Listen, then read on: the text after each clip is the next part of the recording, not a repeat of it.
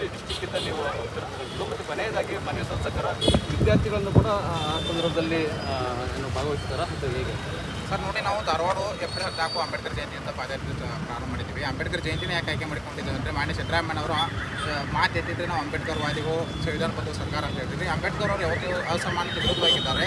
ಇವತ್ತು KPSC ಕನ್ನಡ ಮತ್ತು English ಮಾಧ್ಯಮ ಮಕ್ಕಳಿಗೆ ಇಂಗ್ಲೀಷನ್ನು ಏರಿಕೆ ಮಾಡಿ ಕನ್ನಡ ಇಳಿಕೆ ಮಾಡಿ ದೊಡ್ಡ ಮಟ್ಟದ ಅಸಮಾನತೆ ಮಾಡಿದೆ.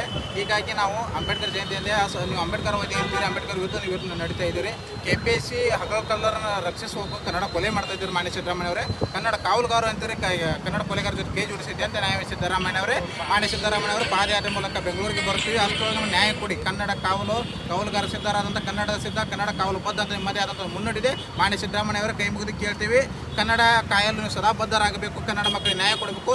ಇಲ್ಲದಿದ್ದರೆ ರಾಜ್ಯಾದ್ಯಂತ ಲಕ್ಷಾಂತರ ವಿದ್ಯಾರ್ಥಿಗಳು ತುಮಕೂರಿಗೆ ಸೇರಿಸಿ ತುಮಕೂರಿಂದ ದೊಡ್ಡ ಮಟ್ಟದಲ್ಲಿ ಪಾದಯಾತ್ರೆ ಮಾಡ್ತೀವಿ. ಆಮೇಲೆ ಸರ್ಕಾರ ಯಾವ ಲೆವೆಲ್ಲು ಇದನ್ನಾಗುತ್ತೆ ತುಳಿಪಟ್ಟಾಗಿ ಹೋಗುತ್ತೆ ವಿದ್ಯಾರ್ಥಿಗಳ ಮುಂದೆ. ಆ ರೀತಿ ಹೋಗುವಂಥ ಮಾಡಬೇಡಿ. ಪ್ರತಿಯೊಬ್ಬರು ಜನರಿಗೆ ಹೇಳ್ತಾರೆ, ಬಡ ಮಕ್ಕಳಿಗೆ ನ್ಯಾಯ ಕೊಡಿ, ಬಿಸಿಲಲ್ಲಿ ಯಾಕೆ ನಡೆಸ್ತಾ ಇದ್ದಾರೆ ನಮ್ಮ ಸಿದ್ದರಾಮಯ್ಯ ಅವರು ಅಂತ ಕೇಳ್ತಾ ಇದ್ದಾರೆ. ಜನರ ಮನಸ್ಸಿನಲ್ಲಿರುವಂಥ ಸಿದ್ದರಾಮಯ್ಯ ಒಂದು ಸತ್ಯದ ಸಿದ್ದರಾಮಯ್ಯ, ಸದಾಕಾಲ ಸತ್ಯವಾಗಿರ್ಬೇಕಂದ್ರೆ ನೀವು ಕನ್ನಡ ಮಕ್ಕಳಿಗೆ ನ್ಯಾಯ ಕೊಡಿ ಸಿದ್ದರಾಮಯ್ಯ ಅವರೇ. ನಮ್ಮ ಹೆಸರು ಅನಿಲ್ ಕಾಂಬ್ಳೆ ಸರ್.